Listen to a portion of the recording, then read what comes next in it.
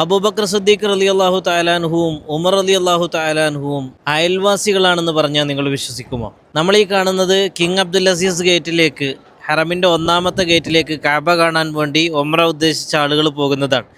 ഇതിൻ്റെ അപ്പുറത്ത് നമുക്കൊക്കെ സുപരിചിതമായ മൂന്നാം നമ്പർ ബാത്റൂം, മലയാളികളെ സംബന്ധിച്ചിടത്തോളം സുപരിചിതമായ, നമ്മുടെ മലയാളികളൊക്കെ താമസിക്കുന്ന ഏരിയയിൽ നിന്ന് വരുമ്പോൾ കാണുന്ന മൂന്നാം നമ്പർ ബാത്റൂം, അതിൻ്റെ തൊട്ട് ചാരത്തായി ഇരു ഹറമൈനി ഷെരീഫൈനിക്ക് വേണ്ടി മഹാനായ അബ്ദുൽ അസീസ് രാജാവ് വഖഫ് ചെയ്തു കൊടുത്ത ക്ലോക്ക് ടവർ കാണാൻ പറ്റും.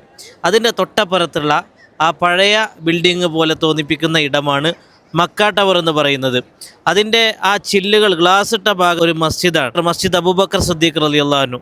മഹാനായ സയ്യിദന അബൂബക്കർ സിദ്ദീഖ് റളിയല്ലാഹു തആല അൻഹുവിൻ്റെ വീട് അവിടെയായിരുന്നു എന്നത് സൂചിപ്പിക്കുന്നതിന് വേണ്ടിയാണ് ആ മസ്ജിദ് അവിടെ നിർമ്മിക്കപ്പെട്ടത് എന്നുള്ളതാണ്. ആ മക്ക ടവറിൻ്റെയും തൊട്ടുപുറത്തുള്ള ദാറു തൗഹീദ് എന്ന് പറയുന്ന ബിൽഡിങ്ങിൻ്റെയും ഇടയിലൂടെ നിങ്ങൾക്കൊരു ബിൽഡിംഗ് കാണാൻ സാധിക്കുന്നുണ്ടോ? ആ ബിൽഡിംഗ് സമുച്ചയത്തിൻ്റെ പേര് ജബൽ ഉമർ എന്നാണ്.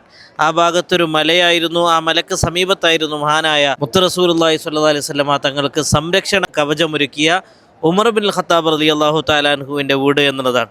അപ്പോൾ അബൂബക്കർ തങ്ങളുടെയും ഉമർ തങ്ങളുടെയൊക്കെ വീട് തൊട്ടടുത്തായിരുന്നു എന്നാണ് ചരിത്രപരമായി നമുക്ക് മനസ്സിലാക്കാൻ പറ്റുന്ന യാഥാർത്ഥ്യം.